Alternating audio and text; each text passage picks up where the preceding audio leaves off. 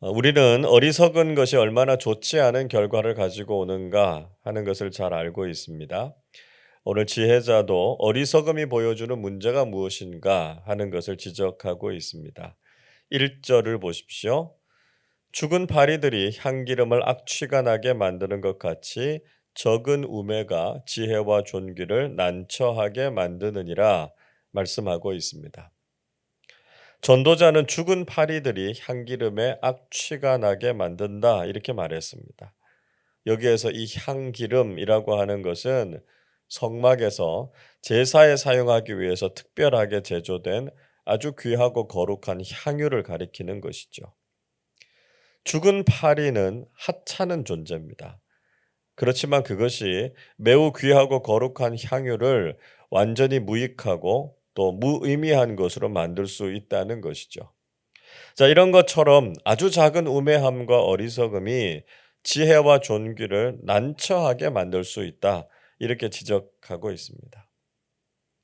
지혜로운 사람과 어리석은 사람이 같이 있을 때 어리석은 사람이 하는 말과 행동이 얼마나 상황을 곤란하게 만듭니까?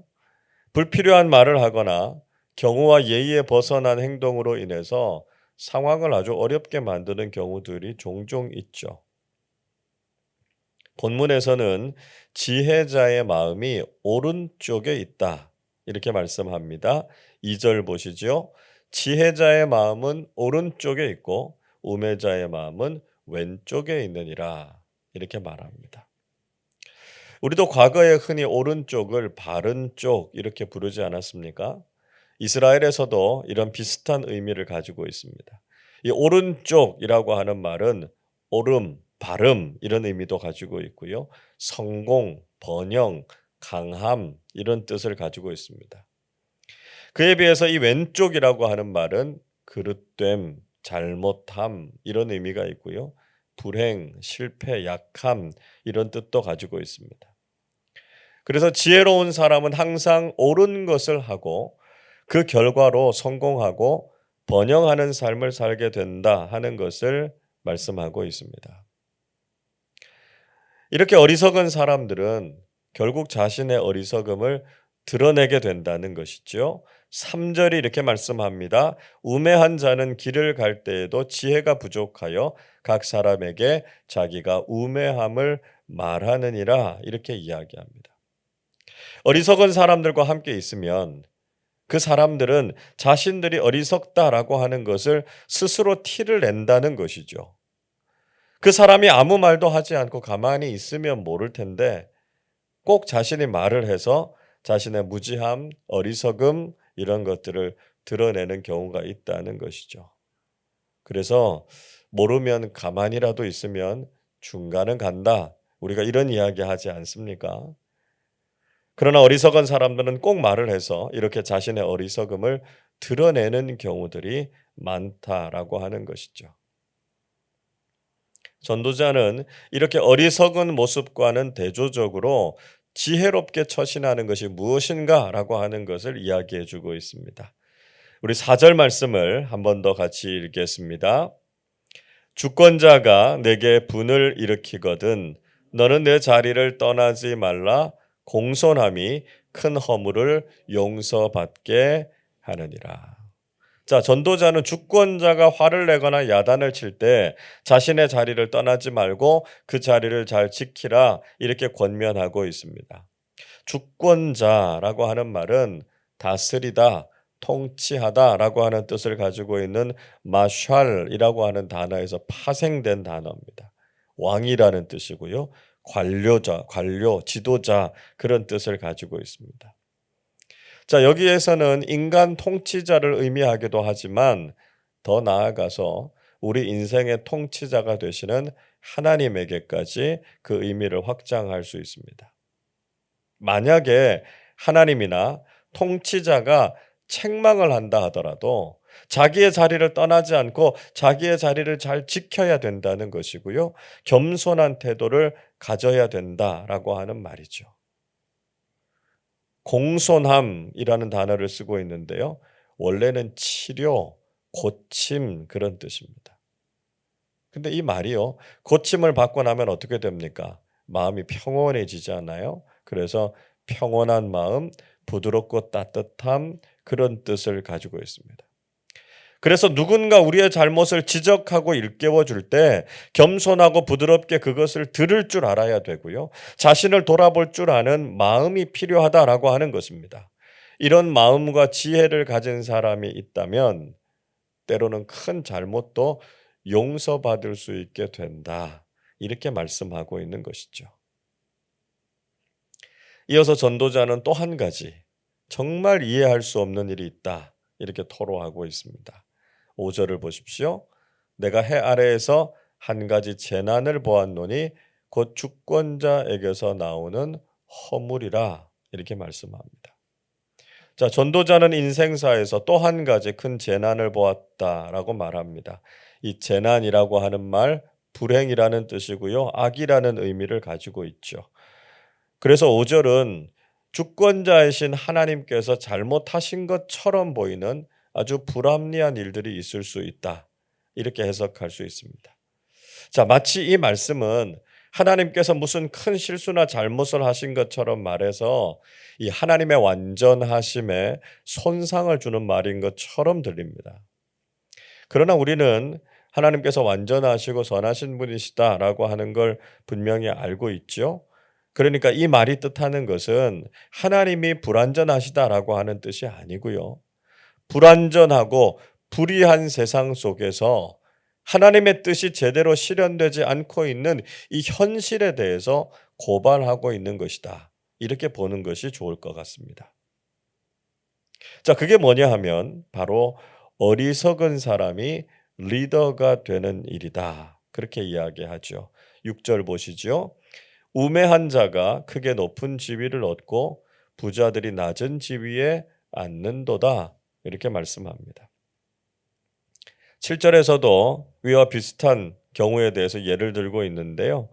종들이 존귀한 사람들처럼 말을 타고 다니고 오히려 고관들이 걸어 다니는 일들이 있다. 이렇게 말하고 있습니다. 세상에서 참 이해하기 어려운 것은 어리석은 사람들이 성공해서 높은 지위에 앉게 되고 오히려 존귀한 사람들이 세상에서는 그리 대우를 받지 못한다라고 하는 것입니다. 실제로 우리가 살아가는 세상에서도 이런 일들은 비일비재하게 일어나고 있지 않습니까?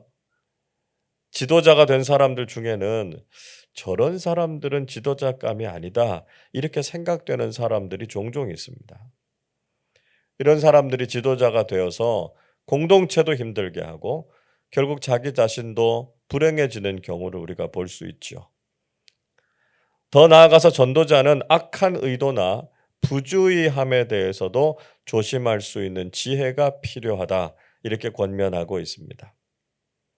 8절의 말씀은 함정을 파는 사람은 거기에 빠지게 되고 담을 허는 자는 뱀에게 물릴 것이다. 이렇게 말했습니다. 다른 사람을 해칠 목적을 가지고 함정을 파고요. 덫을 놓는 사람들이 있습니다. 그런데 그런 사람들은 자기가 파놓은 함정에 자신이 빠질 수 있다라고 하는 것을 알아야 된다라고 하는 것이죠. 9절에서는 돌을 떠내는 사람이나 나무를 베는 사람들은 그 일을 하면서 위험에 노출되거나 다칠 수도 있다. 이렇게 말씀하고 있습니다. 채석장에서 돌을 캐는 사람들, 또 목수들이 자신들의 일을 하다가 조금만 부주의하면 위험한 일을 당하게 되죠. 이것은 꼭 악한 의도로 무슨 일을 하는 것이 아니라고 하더라도 우리가 평소에 조심하지 않으면 불행한 일이 생길 수 있다라고 하는 것을 주의하라는 것입니다. 지금도 산업 현장에서 재해나 사고가 종종 일어나지 않습니까?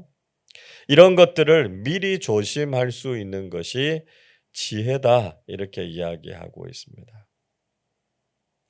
무엇보다 전도자는 모든 일을 하기 전에 미리 준비하는 것이 지혜라고 하는 것을 강조하고 있습니다.